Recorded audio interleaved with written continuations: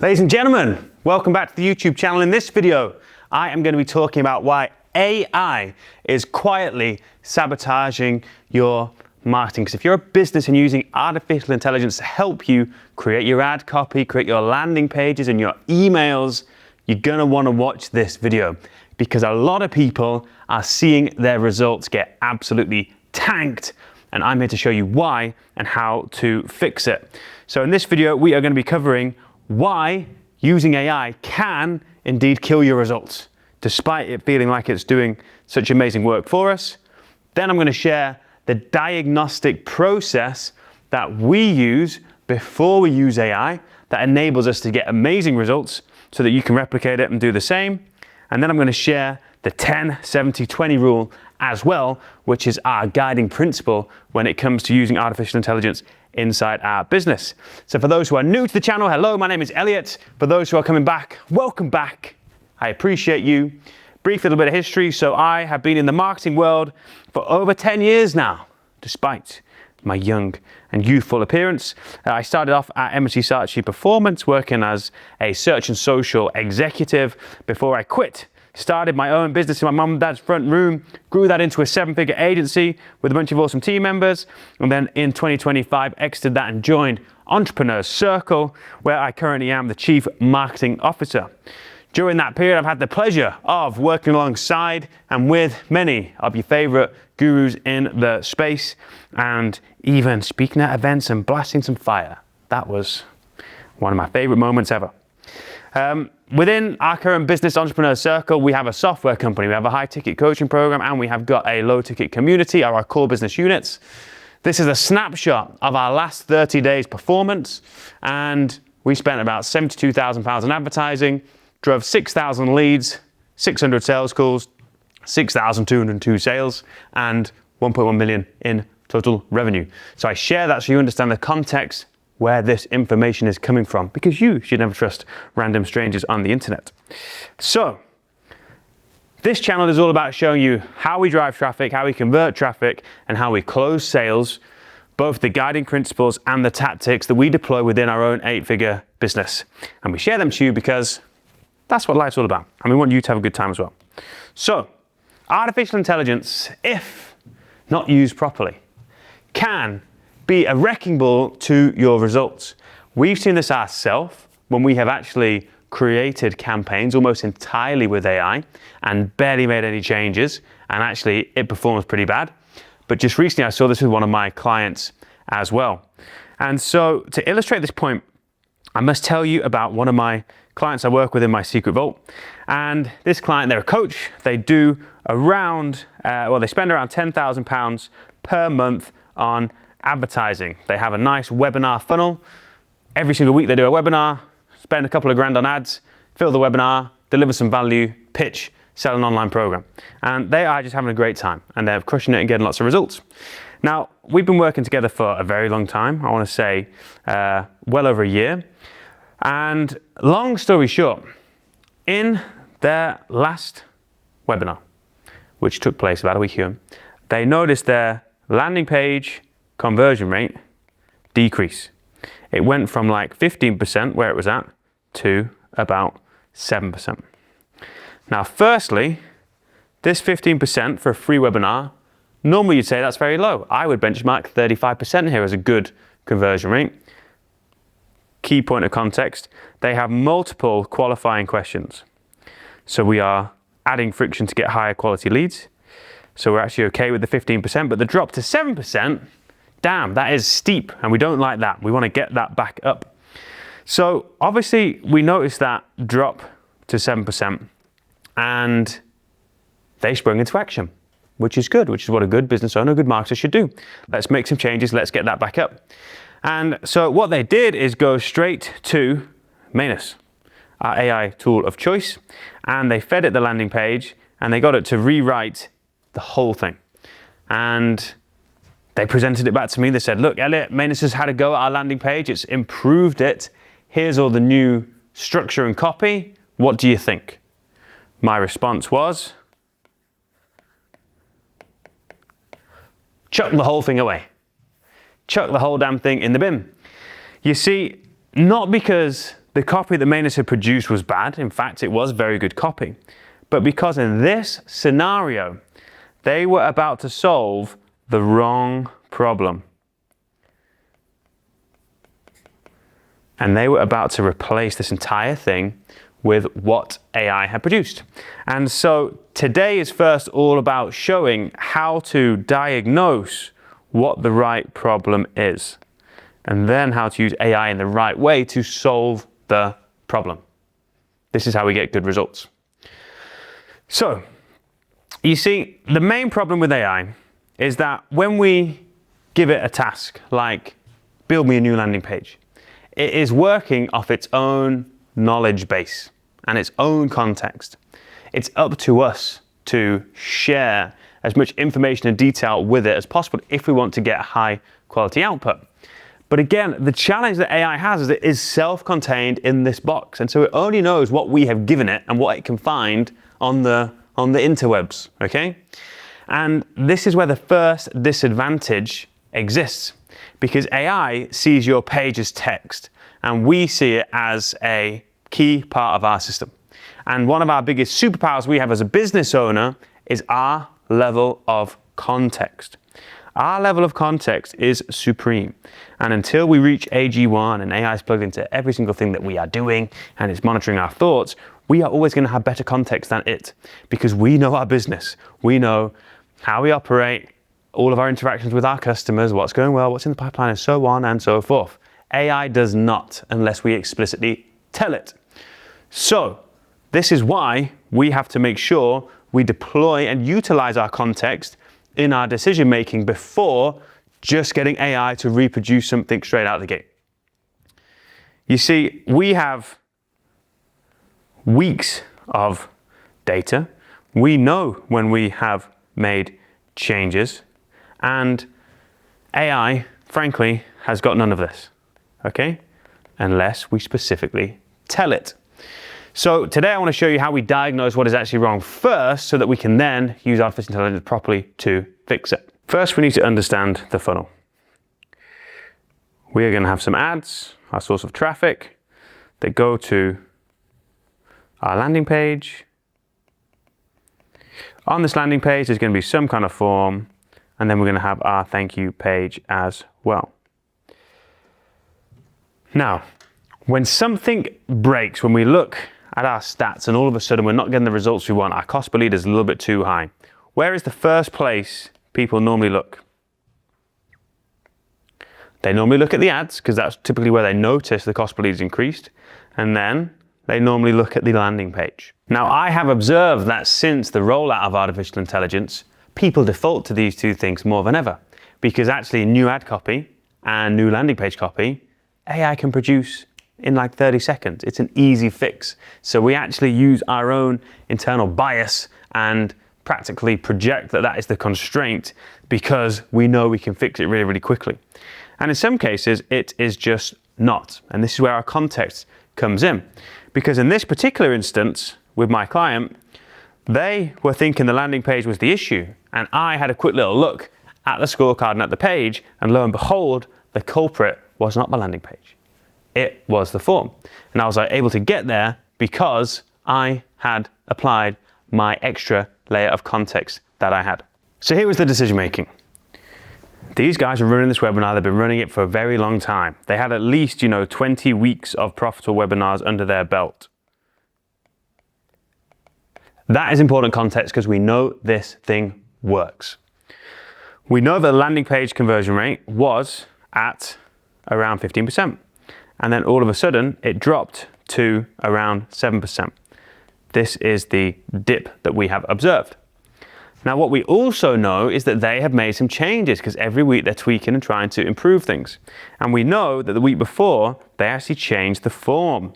So they changed the form to this new form, and the form operated very differently. It had lots of fields that you had to scroll through, okay? And this was a key change that the AI hadn't picked up on. So whilst they made this change, and because of the landing page conversion rate dipping, instantly assumed it was the landing page, the reality was very different. It was that they had applied this new form, and all of a sudden, conversion mechanism became less efficient. The mechanism that takes traffic and turns it into a lead was now not as good as it was before, because everything else was the same. The ads were the same, the landing page was the same, and they've worked previously, so why would they all of a sudden break? It was because we changed the form. So therefore, rewriting and redesigning the entire landing page is not going to fix this problem. It's not going to fix the form. So we have to recenter around the action and look at the form. This is the impacting thing. So this is what I mean when I talk about context. You have to be aware of the things that you have been doing, and you must understand how the actions you take on the different parts of your funnel, how they influence the different metrics. Because you need to know for every single metric, how can I impact that? What actions can I take to move that metric to the right place? And if I've made a change, if I've updated the form, what is likely to change? How can I tell if that has had a positive or negative effect? And that way you're able to constantly deduce, are you taking the right actions or are you taking the wrong actions? This is just the cycle of being a data-driven marketer. Now, you can only be a data-driven marketer if you have got data. And it's why, for all of my clients, one of the first things we tell them to do is get a proper scorecard in place. Now, the scorecard is a beautiful thing. It is a Google sheet that we manually fill out every single week. We never automate it because we want the ritual of populating these numbers to make us aware and give us a deep sense of accountability. I've always found that when things get automated, people don't have much attachment over it, and therefore stuff doesn't get done. But so the scorecard, we are going to track weekly. So every week we fill this out, and the scorecard is going to track the key metrics of your funnel. So this would be things like spend, it would be things like lead, it would be things like cost per lead, it would be things like sale, it would be things like cost per sale. And every single week you input what that number is.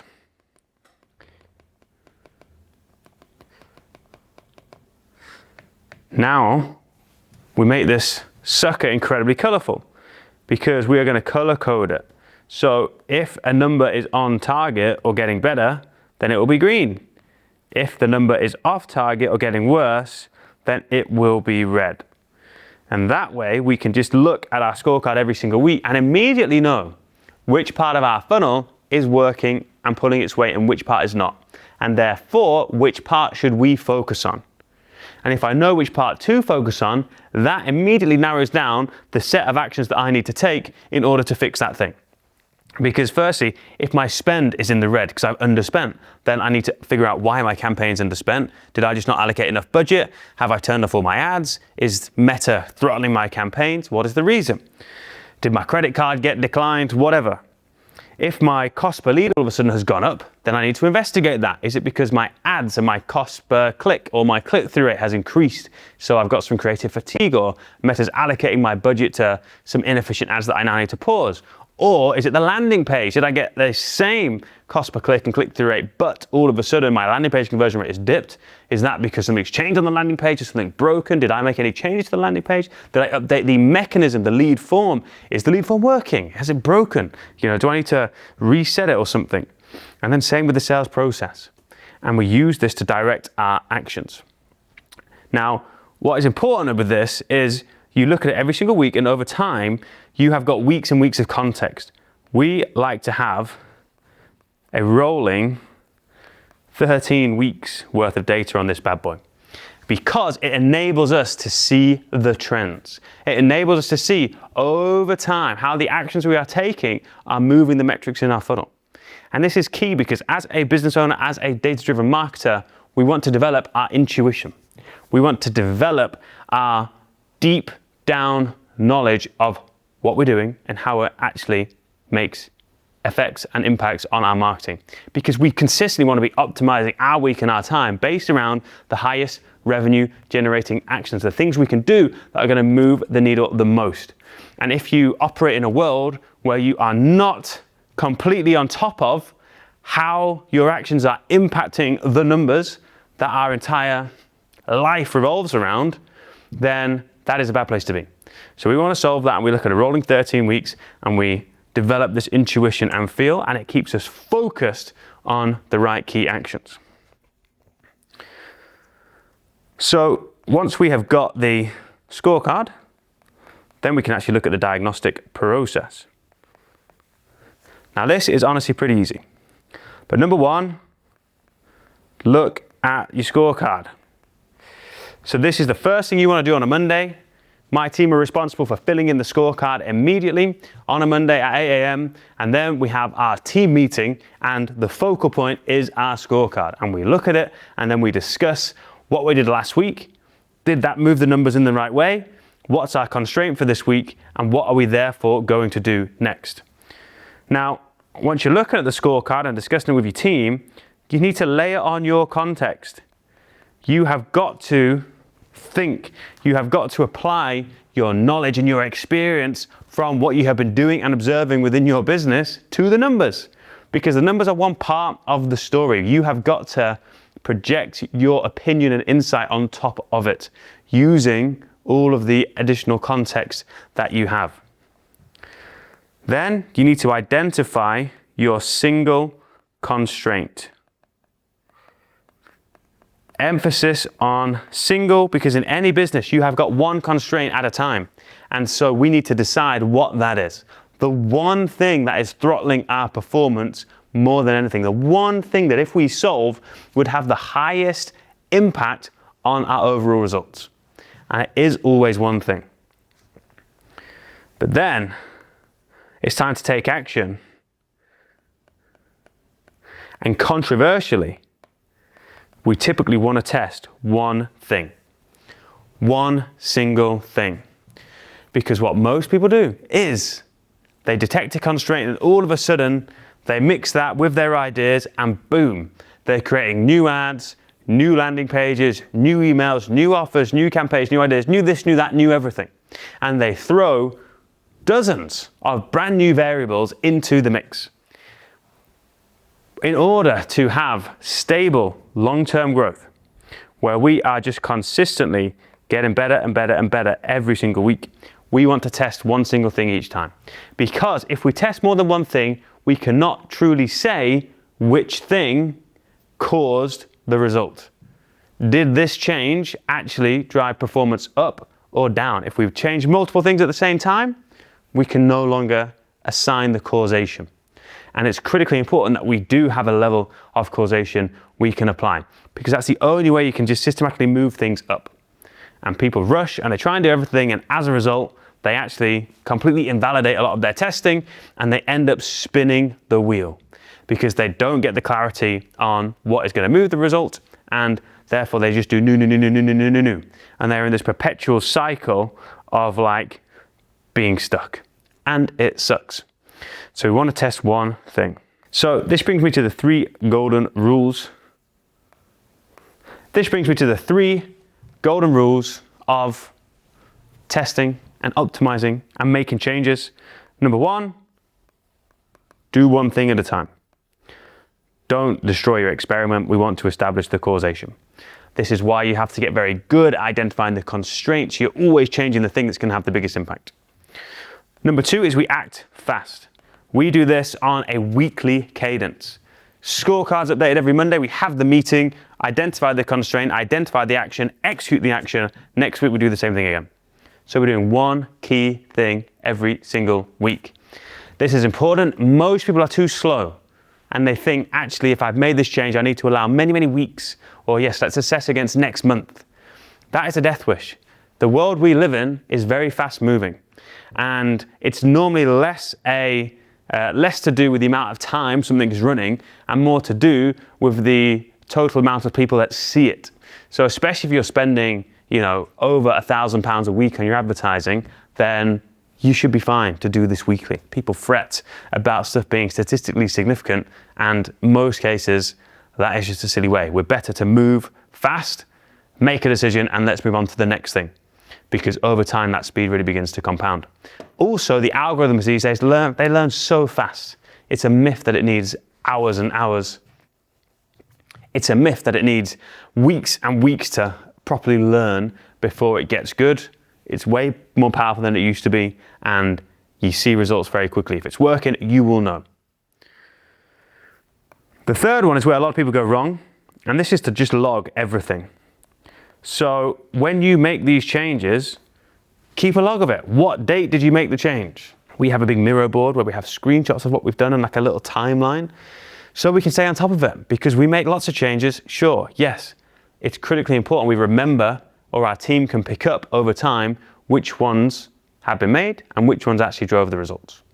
So we don't want to learn something and then just forget about it and stop applying it. That's again how we guarantee ourselves a steady trajectory versus a shaky trajectory.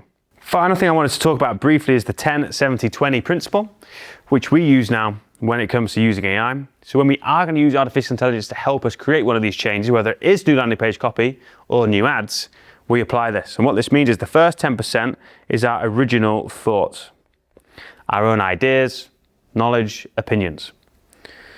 The 70% is the AI then doing the heavy lifting, creating the ad copy, creating the landing pages, doing the analysis, whatever. The final 20% for me is the most critical. This is our human editing. So we spend actually quite a big chunk of time now editing and humanizing what the AI produces. And that is where all the magic is. Because if you stick to just AI generated stuff, its effectiveness is not very good, generally. But if you are able to actually apply your own human knowledge to it as well, then that is where the magic is. So more on that in a separate video. The key point for today is that AI equals a tool. It is not the decision maker. And so, yes, use AI as a tool. Use the 10-70-20 principle to get very good human outputs. But you are the decision maker, and you need to use it as a tool to aid you in your decision making, but not to do the decision making for you. And having your scorecard understand the diagnostic process, understanding the diagnostic process in order to every single week identify the key areas you need to focus on and the specific action you need to take to move that is going to get you moving in the right direction and avoiding the common mistakes that many people have. So I hope that was useful. Happy diagnosing. Don't forget to like and subscribe. I appreciate you. See you later.